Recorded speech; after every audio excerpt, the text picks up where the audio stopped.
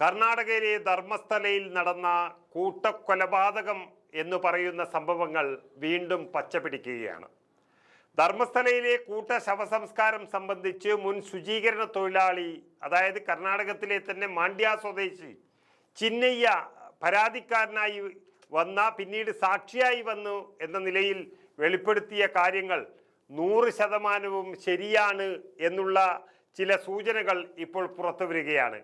അതായത് 2012 ബലാത്സംഗത്തിനിരയായി കൊല്ലപ്പെട്ട ധർമ്മസ്ഥല ശ്രീ ക്ഷേത്രയ്ക്ക് കീഴിലെ PU കോളേജ് വിദ്യാർത്ഥിനിയുടെ മാതൃ സഹോദരനായ വിട്ടൽ ഗൗഡ ചില വെളിപ്പെടുത്തലുകൾ നടത്തിയിരിക്കുകയാണ്. അതായത് 2 തവണ പ്രത്യേക അന്വേഷണ സംഘത്തിനൊപ്പം നേത്രാവതി ധർമ്മസ്ഥല കുളിക്കടവിന് സമീപമുള്ള ബാംഗ്ലേഗുണ്ടയിൽ പോയ ശേഷം പുറത്തുവിട്ട വീഡിയോയിലാണ് ഈ അവകാശവാദം വലിയ രീതിയിൽ ഉന്നയിച്ചിരിക്കുന്നത്.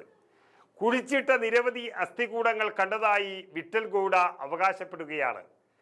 SIT എന്ന് 2 തവണ സ്പോട്ട് മഹസറായി ബംഗ്ലേഗുണ്ടയിലേക്ക് കൊണ്ടുപോയി തന്നെയെന്നും അവിടെ നിന്നും വലിയ രീതിയിലുള്ള തെളിവുകൾ അവർക്ക് കാണിച്ചു കൊടുത്തു എന്നുമാണ് പറഞ്ഞിരിക്കുന്നത്.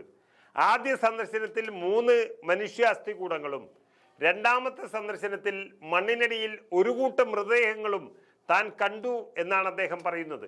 ശരിക്കും പറഞ്ഞാൽ ബംഗ്ലേഗുണ്ട എന്ന് പറയുന്നത് ഇങ്ങനെയുള്ള കൊന്നു തള്ളാനുള്ളൊരു സ്ഥലമാണ് എന്നുള്ളത് ആദ്യഘട്ടത്തിൽ വലിയ രീതിയിൽ മാധ്യമങ്ങൾ വാർത്ത ചെയ്തതാണ്.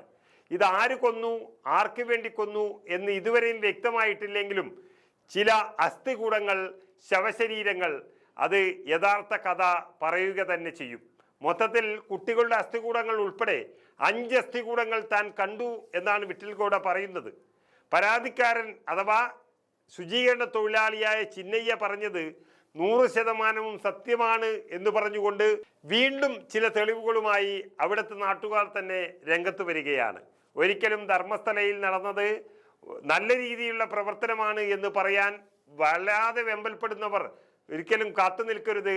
ശരിക്കും അവിടുത്തുള്ള സത്യങ്ങൾ പുറത്തു വരേണ്ടതാണ്. ഇത് ഏത് പാർട്ടി ഭരിച്ചാലും അല്ലെങ്കിൽ ഏത് പാർട്ടി പ്രതിപക്ഷത്തിരുന്നാലും ഈ പറയുന്ന കാര്യങ്ങൾ മൂടിവെക്കാൻ ശ്രമിക്കുന്നത് മണ്ണിനടിയിൽ മൂടപ്പെട്ട വലിയൊരു സത്യങ്ങളാണ് എന്നുള്ളത് തിരിച്ചറിവ് വേണം. ആവശ്യമെങ്കിൽ പുലർച്ചെ 1 മണിക്ക് പോലും ഞങ്ങൾ എപ്പോൾ വേണമെങ്കിലും അന്വേഷണത്തിൽ പങ്കുചേരാൻ തയ്യാറാണ് എന്നാണ് ആ വീഡിയോയിൽ വിട്ടൽ ഗൗഡ പറയുന്നത്. എന്നാൽ SIT വൃത്തങ്ങൾ ഗൗഡയുടെ അവകാശവാദങ്ങൾ തള്ളിയിട്ടുണ്ട്. ധർമ്മസ്ഥലയിലെ ദുരൂഹമരണങ്ങൾ സംബന്ധിച്ച വെളിപ്പെടുത്തൽ നടത്തിയ സാക്ഷി ഹാജരാക്കിയ തലയോട്ടി താൻ കൈമാറിയതാണ് എന്ന് ഗൗഡ SITയെ അറിയിച്ചിരിക്കുന്നു. ബലാത്സംഗത്തിനിരയായി കൊല്ലപ്പെട്ട 100-ലേറെ പെൺകുട്ടികളുടെയും യുവതികളുടെയും മൃതദേഹങ്ങൾ നിർബന്ധത്തിന് വഴങ്ങി താൻ കുഴിച്ചുമൂടി എന്ന് വെളിപ്പെടുത്തി അങ്ങനെ വലിയ വാർത്താ ഇടം നേടിയ ചിന്നയ്യ തലയോട്ടി ഹാജരാക്കിയിരുന്നു. ഇത് വൈദ്യശാസ്ത്ര പഠന ഗവേഷണത്തിൽ നിന്ന് സംഘടിപ്പിച്ച 400 വർഷങ്ങൾ പഴക്കമുള്ളതാണ് എന്നായിരുന്നു SITയുടെ നിലപാട്.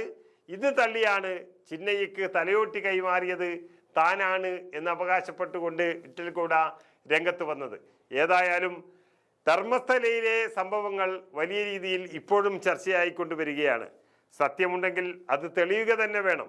തലയൊട്ടികൾ ഒരുപാട് വന്ന് കുമിഞ്ഞുകൂടുന്നു എന്ന് പറയുന്നുണ്ടെങ്കിലും ഇതെവിടെ നിന്ന് വന്നു, ഇതാരുടേതാണ് എന്ന് കണ്ടെത്തേണ്ടത് SITയുടെ ചുമതലയാണ്.